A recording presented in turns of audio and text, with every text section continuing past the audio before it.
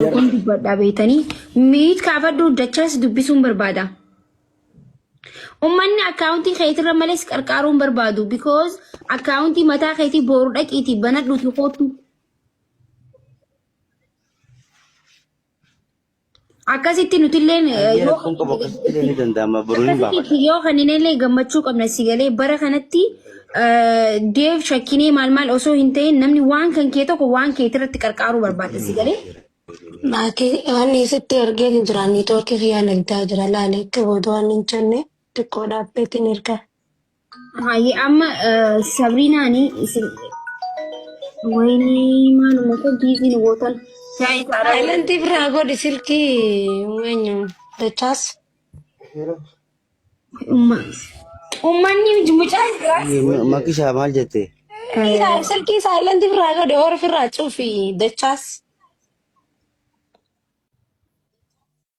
Na dubbisu jirta dachaas akka jedhage.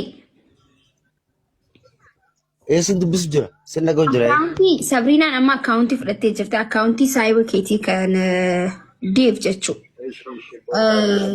Hayyee. Kan amma Sabrinaan irratti jirti kana waan takkaaf isiniif ta'a.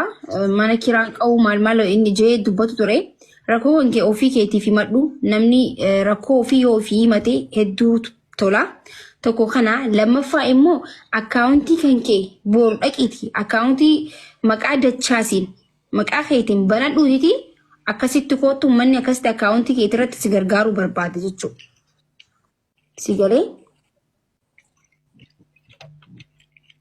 Ayyee taate akkasitti illee rakkoon qabu hamma keetii garuu mana kee kana gaasitti deebiitiin jira gaafa kaanillee beektaa ambakkaanan fuulli kiyya kun Zabanya zaba gafana fakkaatu sun jechuudha beekadu gaanuma bira dhaabbatte irraan tana kaniin Sabrina iyyaan harkee kana cucculuqa kana dhiisee jechuudha guyyaa. Assalamu alaikum. Sabrina tiyelleen gaa nagaa baga naataa fi sirba tokko isin sirbu. Qoy amma xiqqishoo namni dhufee keessummoota dhufee warra si qarqaaruu barbaadu jira isaan dubbisnaa yaa guutakka. Hayyee. Amma akkamiin jirta?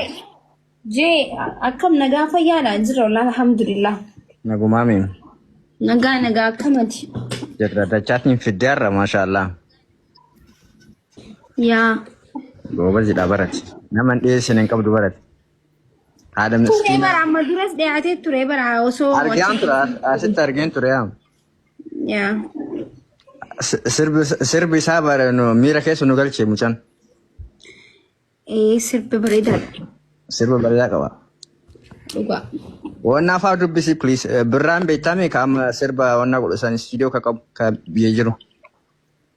Vision Entertainment moo? Yes. Qoy dura maallaqni wanti haa ta'uu fi. Maallaqa wanna godhameeti fi sponsora namni lama sadii ta'uu hin danda'a beessa yoo achuma sirreessanii fi Qoy Facebook irratti maxxansinaa fi namootni Facebook irratti warroonni isa sponsora namni tokko irraa ta'uu danda'u Facebook irra jiran asiinis jiraachuu danda'a. Baay'izawee namni namaaf sponsora ta'u warri waan guddaa kan kun dubbachuu barbaadu keessaan fa'aa dubbataniiti gaafa inni hojii guddarra bee booda maqaan isaanii akka dubbatamu goona jechuudha. Warroonni akka jiraatan keessaa ni dubbatu. yaa akkasuma malee deebii ammas yoo deengadda Sabrinaa argite turte ka Sabrinaa irratti loo qarqaran ammas bareeda beessa. Haga inni akkaawuntii isaa mataa isaa baafate uummannis akkasitti qarqaaruu danda'a itti baay'eetiin mucaa kana. Akka yaada kootti akkasuma. Akkaawuntiin guyyuma tokko barbaadu dhaqee baafachuu danda'an. Yaa inni danda'a guyyuma takka yaa. Sagalee ni jira makki. Ni dhagahame. Maal isa eessa jirta neetworkiin kee hin qabdu bar neetworkiin.